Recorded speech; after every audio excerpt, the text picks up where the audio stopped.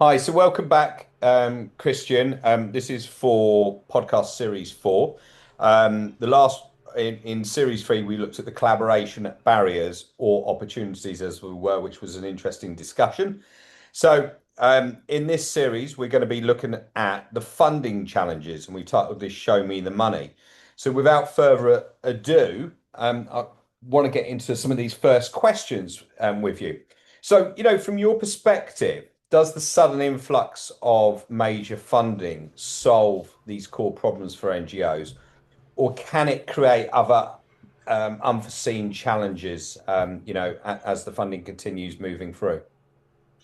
Good question. Well, firstly, thanks for having me back. A pleasure to be here. The influx of a large amount of funding into NGOs can cause both problems and advantages, but often not in the sort of proportions that you would expect. So, I've seen organisations, including ones that I've worked with and alongside, receive really significant tranches of funding, and the reaction is sometimes as if, hurrah, the cavalry's arrived, all of our problems are solved.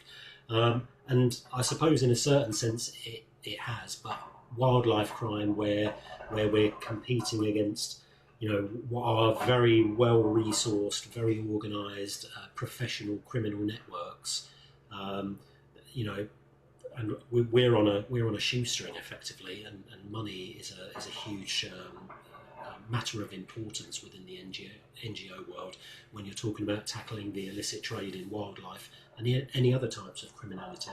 The money only works really when you have the capacity to absorb it. I've seen lots of very small NGOs receive significant funds, and they are resource scarce in these smaller NGOs. So it's a bit like I don't know, receiving a flood of water into a drainage system that's just designed for a trickle or something like that. There are lots of NGOs, even some of the larger ones, who don't necessarily understand or can comply with some of the reporting requirements that are linked to these huge insertions of funding. Um, and those reporting requirements, which can be very onerous, I have to say, they often fall onto the shoulders of the same people who are supposed to be doing the actual work in relation to the project. Um, there's also issues around what the donor's expectations are like. So a donor, especially if it's a big amount of money, they will often have a vision of what success looks like. And in my experience, very rarely, if ever, does that vision map reality. Especially when we're talking about intelligence and investigations work. So, what looks like a very quiet month or 2 months or 3 months to a donor might actually be, in the intelligence world, your best month, because you've been patiently building a lead or developing a network or developing contacts or sources. But explaining that sort of step by step, really fine operational work to somebody who is expecting arrests and seizures is one of the sort of, I suppose, more diplomatically demanding conversations that you often have to have. The bigger NGOs probably have the appropriate sort of internal plumbing, to handle those big funds, those big donations and big projects. So they'll already have the governance and compliance and all of the data structures and the resources, HR, project management, internal accountability, etc. But the bottom line is, if an NGO's infrastructure can't handle that volume of funding, then it's more of a liability than an asset. And lots of projects do fall by the wayside or fail to achieve their objectives precisely because of that. Okay, excellent. Thanks.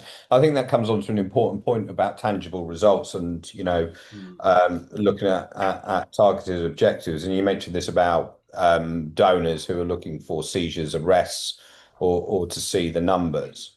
And if we take a step back from that, looking at longer term human intelligence and intelligence building, which, as you say, can take weeks, months to build, and there's no tangible product coming out of that, as there were.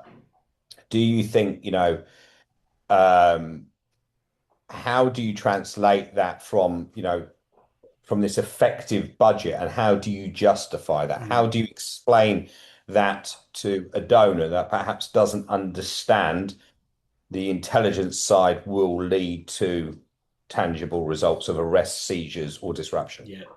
Yeah, I mean, this is one of the hardest conversations to have, to be honest with you.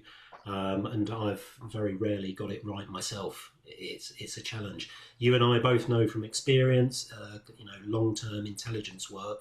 Um, Sometimes those projects don't ever have any tangible outcome, but they do have an impact. There are disruptive effects involved. But I think it's probably a misunderstanding or some sort of miscommunication, a language mismatch, if you like. Um, Donors in the wildlife conservation sector, in particular, have over the past 15 years been conditioned to measure success in these headline metrics: seizures, prosecutions, convictions, and arrests. Yeah, these are important because they're part of the criminal justice intervention, which is not always what we're after, to be honest. Um, but if that's all you're measuring, then you incentivise the wrong things for NGOs. There are many NGOs who constantly post on social media about arrests that have been made, and this just sort of perpetuates that cycle. So you end up with NGOs and other organisations chasing these really quick enforcement wins, the low-hanging fruit, as it were, at the expense of the slow, essential work of building intelligence networks and gathering that really crucial information to understand the broader picture, to be able to identify appropriate disruptive interventions, which are not always, as I've said, criminal justice interventions. I always focus on the approach of disruption as a metric in as much as I can. It's really hard because it's intangible, but if we can evidence that a criminal network has changed its operating methods because it knows it's being watched, for example, that's a disrupted network. Even if there's been no arrest, it's disruption. An online platform that has removed thousands of illegal wildlife listings because of the flagging work that we've done, for example, has impacted the market for that species and therefore disrupted those individuals or networks involved in the trafficking. Whilst that's not the ideal outcome, it's a disruptive metric. And so even if they don't produce a prosecution number or a picture of somebody in handcuffs, it's still something that's measurable and tangible. And those sorts of outcomes, those disruptive outcomes, still are feeding into the intelligence picture. It's enabling us to understand typologies and methods and behaviours within those networks. Whereas very often we see an arrest not always lead. It doesn't always lead to a prosecution even, but often the arrest is the arrest, and that's the end of the investigation. HUMINT is really challenging. So human source management, I often try and frame it in terms of infrastructure investment rather than operational expenditure. So when you invest a lot of money in building a network of sources over 2 years, you're not paying for information per se. You're paying for enhancing your operational capability to generate intelligence in real time, quick time.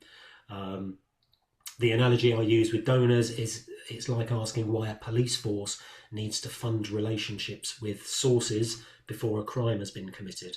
And the answer is because you can't build those relationships in the middle of an incident or an event or an inquiry or an investigation. It's much harder. If you have those relationships in place already, it makes life a lot easier. And then also I'm very, very transparent about the ethical and legal frameworks around source management and other covert activity. So as you and I know, the plain protocols, proportionality, legality, accountability, necessity and ethics. Communicating with donors about this actually builds donor confidence rather than moving them away from what they might consider to be unnecessarily spy-like or intelligence related, that there is still some reticence about that. But if you're able to explain these, the transparency around how you operate, and when they understand that these activities are subject to a very rigorous ethical and legal reviews before we even do anything, they're much more comfortable funding activities that don't have those immediate metrics. That they're in a much more comfortable position, and I've experienced that with several fairly small funding bids, but nonetheless, attitudes are hopefully starting to change in relation to that. Okay, thanks for that. And leading on to the next point, I presume funders at times will say this funding is for this activity and this activity only. And that could be a very operational activity that is going to showcase why that funding's relevant. Yeah. Yeah. Okay. So, i.e., we're going to fund into some equipment and into the arrests of X, Y, and Z. Okay. We're not worried about the build up to that. Can you give an example then, though, of how that can create a missed opportunity by only stating that this funding will be used for this targeted operational task? Yeah, I mean, the vast majority of NGOs operate using this restricted funding model.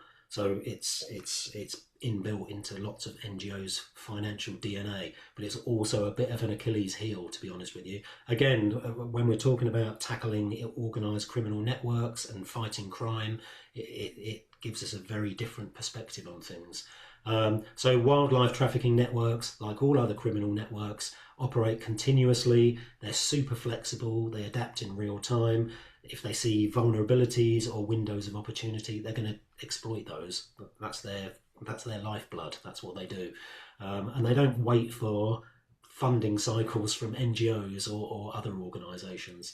But our ability to respond to the activities of those criminals is almost entirely governed by what a donor has agreed to fund, 2 years earlier, based upon a threat landscape or an assessment or a project that probably doesn't exist quite in the same form because criminal networks are so dynamic.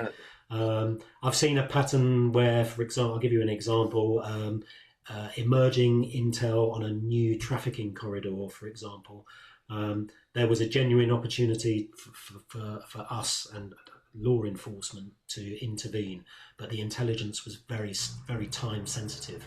And so the window for engagement, whether that's doing a lot more research to identify points of intervention, activating a human source, or pursuing a specific activity with a partner law enforcement agency, those opportunities are often measured in sometimes in hours, but usually in days or weeks, and definitely not months.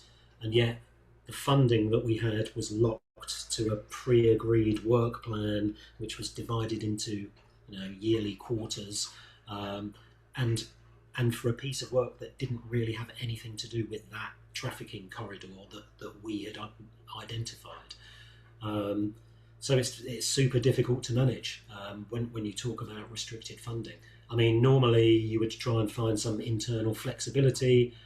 You either absorb the cost with unrestricted funding if you're lucky enough to have that available, or you speak to the donor and see if the budget lines can be changed in some way, shape or form. But all of that takes a really long time. And in reality, you note what's happened, you file it away and you carry on with your project. And you hope that potentially there'll be some actionable intel still there when your funding cycle or work plan allows it to be pursued effectively. It's a real missed opportunity, to be honest, and it happens probably significantly more often than people think. But I think there are, like I said in the answer to the last question, there are some progressive funders who are starting to understand the importance of a small budget line within a major project to be able to respond quickly to these intelligence-related demands around tackling organised crime without going through, unnecessary bureaucracy. And certainly, I've had success with some funders in not only acquiring a budget line, but acquiring an entire funded project specifically to enable us to adapt to this fast-moving criminal landscape. But it's very, very rare. Okay, thanks for that. And coming on to another area here about collaboration. Um, I would imagine that sometimes funders will state you're to invest into this, but we want perhaps you to do this as a joint project, a joint proposal with another NGO. And there's that scarcity mindset around levels of funding, and on these joint funding proposals. What strategy have you got on how to handle that? Of when you're working with another NGO, there's a finite amount of money that's there. There's very, very specific funding criteria around that, and you've got to work with with another stakeholders, other partners around that. Is that challenging? Yeah, it's very challenging. I mean, it sort of makes sense in the NGO world because each NGO is in competition with another. It's a really crowded funding landscape, so competition for funds is crucial, and it's all about survival, I suppose. So there's a natural instinct to protect yourself and your organisation from sharing information, in particular when we're talking about wildlife crime and trafficking. But unfortunately, that mindset actually feeds the conditions that create it. So, I mean, when organisations can't collaborate because they're worried that the other organisations will get credit, then we have a sort of fragmented system of small individual projects that are competing for a really limited pool of money rather than a collaborative consortium which could be winning, exponentially larger multilateral funding that wouldn't be available to those single NGOs alone. So it's a bit of another self-perpetuating prophecy. But I've seen coalitions and consortiums where certain organisations have been free riding on the analytical work of others, so benefiting from the product of that work, in this case intelligence products, whilst contributing nothing to their creation. And that sort of activity breeds resentment and kills the collaboration. You and I will have experienced it back in the day in the law enforcement world with the rivalry between customs and police and that sort of thing, and even different units within the same police forces. So it happens, and it's sort of understandable. But I found a really effective strategy in the NGO world, and that's to demonstrate transparency and vulnerability first. So I'm always very open about sharing data, methodology, and certainly not even sharing credit, but giving credit where it's due, and not necessarily taking credit myself or for my organisation. If you show that vulnerability, that's a bit of a broad word to use, but if you show that willingness to engage, then it's reciprocated. If you want organisations to trust you with their intelligence in particular and other data that they deem is sensitive, then you have to prove that what you're doing with their data is not extractive. So there's an impact or a result coming out of it, and it's not for selfish reasons. And then I like to identify sort of non-competitive areas of collaboration. So parts of work where no one individual organisation has a responsibility or funding claim over, and where there is genuine shared benefit. And I think things like events or workshops or training sessions are probably the best sort of example of that. Large multi-institutional funding streams are also a good example, where there is a significant amount of money from multiple institutions going into multiple institutions. So there's not so much money that there isn't that competitive element for it. And the need to have a genuine partnership with people actually creates this incentive for collaboration. But it's a complex landscape, and there are still these sort of what I'd probably say old-fashioned attitudes towards collaboration and cooperation that still exist in many sectors, unfortunately. Thanks for that. So leading on to the last question, this is looking at really the comparison between law enforcement and NGOs. And what you see is probably the most significant difference in how funding dictates those operational priorities between one, law enforcement, and two, the NGO sector. And I think more importantly, not just highlighting what those differences are, but what's the learning that can come out of that?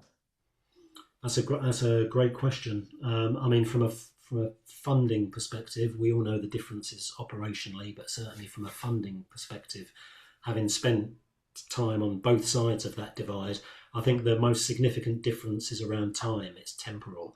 So in law enforcement, funding is broadly annual. It's institutionally guaranteed.